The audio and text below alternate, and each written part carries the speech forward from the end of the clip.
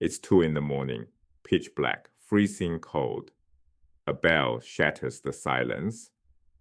A group of men stumble out of bed, not soldiers, not prisoners, monks, rising for the first of 8 prayer sessions that will consume their day. They didn't sign up to be scholars. They signed up to pray. And yet, these sleep-deprived men in remote communities became the reason we can still read Virgil, Cicero, and the church fathers today. To understand how this happened, we need to start with the engine that drove monastic life, prayer.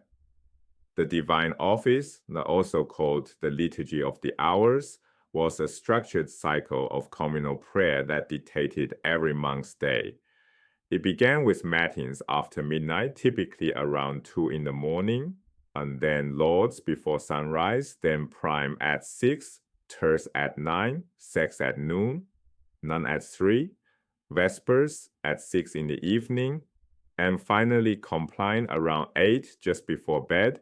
Look at that schedule. Sleep ran from roughly 9 at night to 2 in the morning, 5 hours, maybe a brief rest after lauds. But this wasn't private devotion. It was communal performance, primarily singing the psalms together in the choir.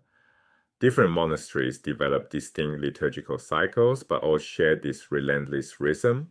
And here's the key. Repeated communal prayer was understood to generate tremendous spiritual power, reserves that couldn't be duplicated outside monastery walls. This was the monastery's product, and the thing it sold to medieval society. Kings, nobles, and ordinary believers donated vast sums to keep those prayers going. Prayer didn't happen in a vacuum. It was embedded in a total system of communal discipline, obedience to the abbot and the rule, shorthand for the Rule of Saint Benedict, the foundational text of Western monasticism, regulated silence, manual labor, and above all, the suppression of individual will. Think of it like military boot camp. Both environments subordinate personal desire to group cohesion and organizational mission, rigid schedules, strict obedience, total immersion. But there's one critical difference. Boot camp ends 8 to 12 weeks, then graduation and deployment. Monasticism was permanent. You didn't graduate, you died there. That permanence matters enormously. A temporary institution can train individuals. Only a permanent institution can preserve knowledge across centuries. The monastery's lifelong communal discipline created something rare in the early medieval world, a stable, self-sustaining organization with consistent practices maintained generation after generation. This was the vessel that would carry Western learning through the centuries, but the monks didn't know that yet. So the monastery was a prayer machine. How did it become a learning machine? The answer lies in 3 factors that converged almost by accident inside monastery walls: literacy, time, and wealth. None alone was sufficient. Plenty of people were literate but had no time. Plenty had time but no resources. Plenty had wealth but couldn't read. Only inside the monastery did all 3 come together and stay together for centuries. Start with literacy. Benedict expected monks to read the Bible, listen to readings from the church fathers during meals, and borrow books from the bibliotheca, the monastery's library. To do any of this, monks had to be literate. In the early medieval world, that was a rare and precious skill. Next, time. Though prayer consumed much of the day, monks were withdrawn from the economic, political, and social obligations that consumed lay people. Between prayer hours and labor, pockets of time existed, and those pockets accumulated over years and decades. Finally, wealth.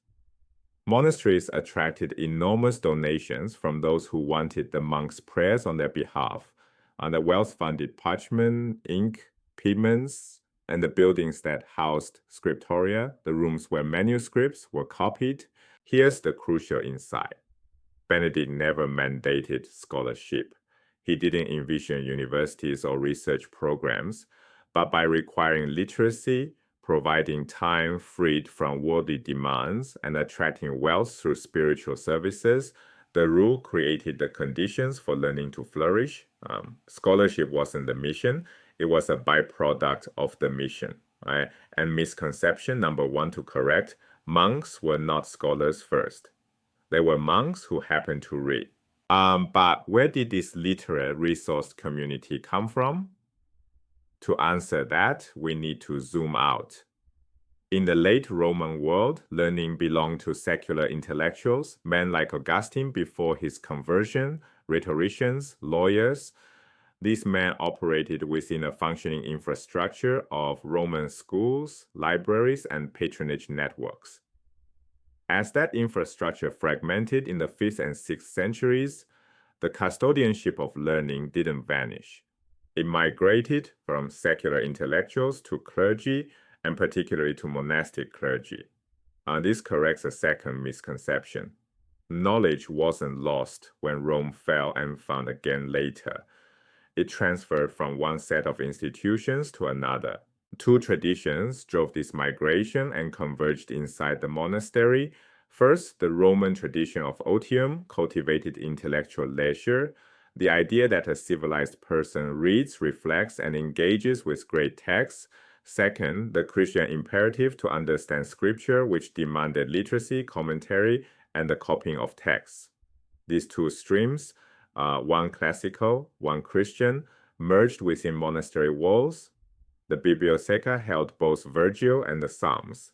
The monk who could read one could read the other. The monastery became the place where both traditions survived. Let's bring all of these together and see what it looked like in practice. Picture a monk seated at a writing desk in a scriptorium. He's copying a text, maybe Virgil's Aeneid, maybe a psalm commentary. His hands move across parchment, writing in Latin. That's literacy, the skill Benedict's rule demanded. The sun hangs between prayer hours, giving him this window of time. The parchment under his hands, the ink in his pot, the pigments for decoration, the stone building around him, all purchased with donated wealth.